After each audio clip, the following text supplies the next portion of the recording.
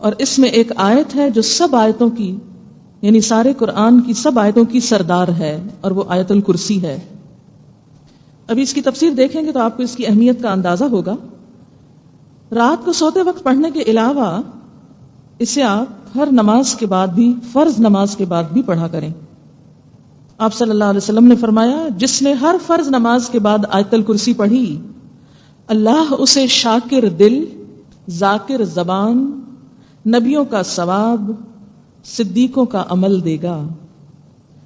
اس پر ہمیشگی صرف نبیوں یا صدیقوں سے ہوتی ہے، یا اس بندے سے جس کا دل میں نے ایمان کے لیے آزما لیا ہو، بس وہی پابندی کر سکتا ہے، یا میں اسے اپنی راہ میں شہید کرنا چاہتا ہوں، وہ بس پابندی کر سکتے ہیں یہ لوگ۔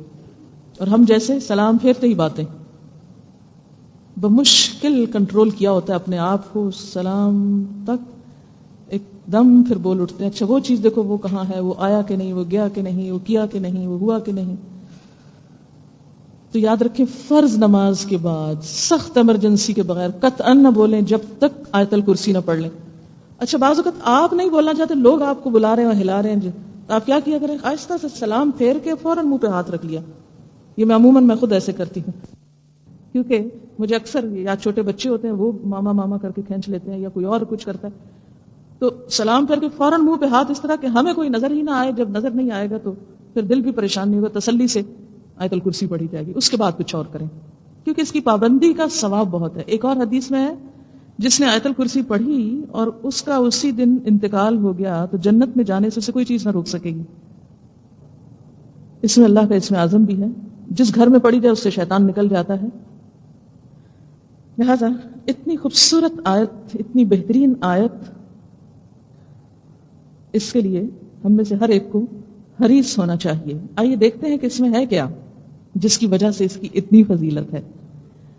ایک طرح سے یہ اللہ کا تعارف ہے، اللہ، اللہ لا الہ الا ہو، اللہ جس کے سوا کوئی الہ نہیں، کوئی معبود نہیں۔ شرک کی سب اقسام کی جڑ کاٹ دی، اور اس کی دلیل دو صفات ہیں اللہ کی، اور وہ کیا؟ الحی، کہ وہ زندہ ہے۔ جتنے دوسرے معبود ہیں وہ سب فوت ہو جاتے ہیں یا ختم ہو جاتے ہیں، جبکہ اللہ کی ذات کو کوئی فنا نہیں۔ کل من علیہا فان ویبقى وجہ ربک ذو الجلال والاکرام۔ ہر چیز کو فنا ہے، صرف اللہ کی ذات کو نہیں۔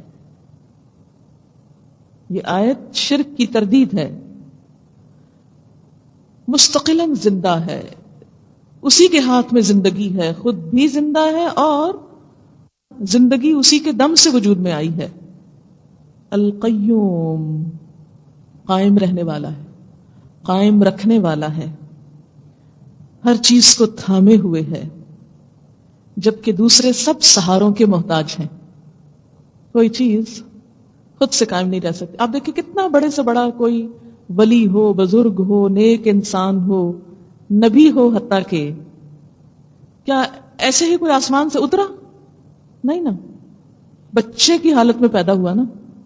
تمام انبیاء، اولیاء، سب بزرگان کیسے پیدا ہوئے؟ بچے کی حالت میں، بچے پیدا ہوئے۔ اور جو بچے تھے جب وہ تو کیا تھے؟ سہارے کے محتاج تھے۔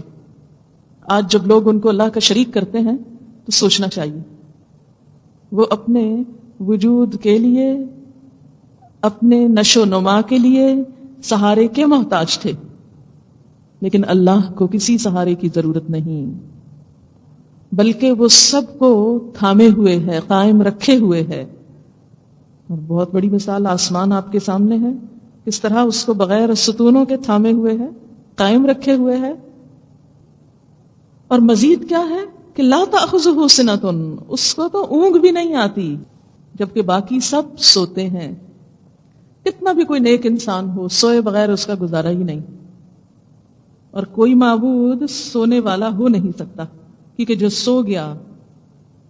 اب دیکھیں نا کہ بعض اوقات لوگ بڑے بزرگان کے پاس جاتے ہیں اور پھر ان سے دعائیں مانگتے ہیں، یا ان سے کہتے ہیں کہ یہ قبروں میں زندہ ہیں، کہ یہ شہید ہیں، یا ویسے بھی جو بھی، اور کہتے ہیں کہ یہ تو بس ایک عارضی نیند، سو رہے ہیں.